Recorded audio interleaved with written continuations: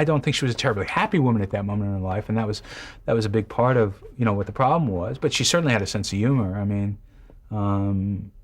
I don't think early on she understood the show or her role in it.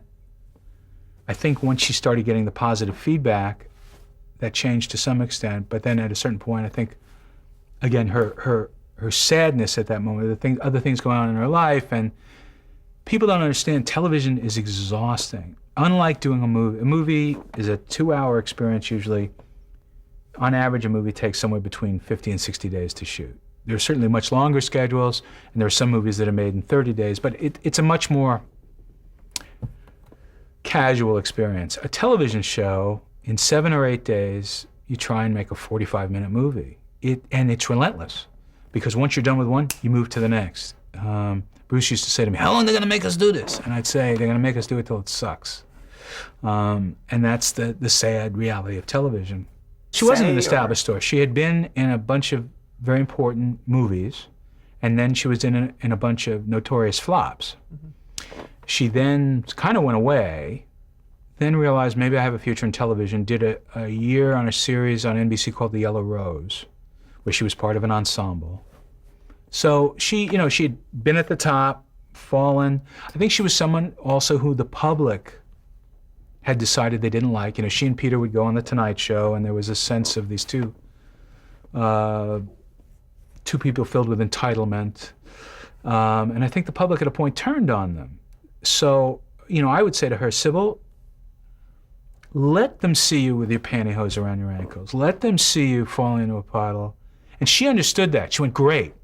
Early on, she was very game about it. She understood that was, in an interesting way, that was going to endear her to a lot of people who heretofore perhaps weren't, you know, much interested in Cybill Shepherd.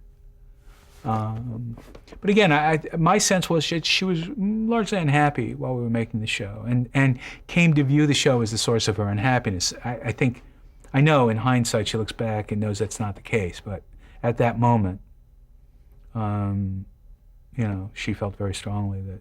She said something famously on winning the Golden Globe, that she had thrown a chair at you. Yes. Or what's that about? My recollection is there was on the front page of the National Enquirer, there was a picture of Cybill and a horrible picture of me, and it said something like, maniacal producer, Cybill throws chair at maniacal producer or something. I mean, it's just one of those, you know, makes you really sit up and take notice. And I had never, I guess by the time we did Moonlighting, I was 29, 30, 31, 32. I'd never read one of those, like, national, I mean, it just, I wouldn't want to be seen buying one back then. You know, it was like, but then I had to start reading it because we were in there all the time. But yeah, it was on the cover. So she won the Golden Globe, and my recollection is, and Cybill, forgive me if I'm not quoting accurately, she got up there and everybody applauded, and she said, thank you so much. And by the way, I never threw a chair at Gordon Caron. If I had, I would have hit him. And she left the stage. It was, it's kind of acrimonious, and it's unfortunate because we were doing this, I thought, terrific show, and I felt fairly strongly that it would be something she'd be remembered for. And I think it took her a while to sort of catch up with that and understand that. But it is, if you don't have a certain kind of work ethic, series television is completely debilitating. It's a 12, 13, 14-hour day, 5 days a week. Yes, you're well paid. You're very well paid. But at a point, you can't buy back your health, you can't buy back your stamina, you can't buy back the time with your kids or your husband or your wife. And people get to a place, some of them, where they resent it. And particularly in that show, if you remember that show, they were in every frame. It wasn't like we cut away to something very much. So the show was physically very, very taxing, and I don't think she was prepared for that. And not only was it physically taxing, I mean, I remember we did the Shakespeare show, she got the script for the Shakespeare show, and it was in iambic pentameter, it was written in an iambic pentameter. And she said to me, why? Why do we have, this is hard. And it is, you have to go home, you have to memorize, it's hard, So, on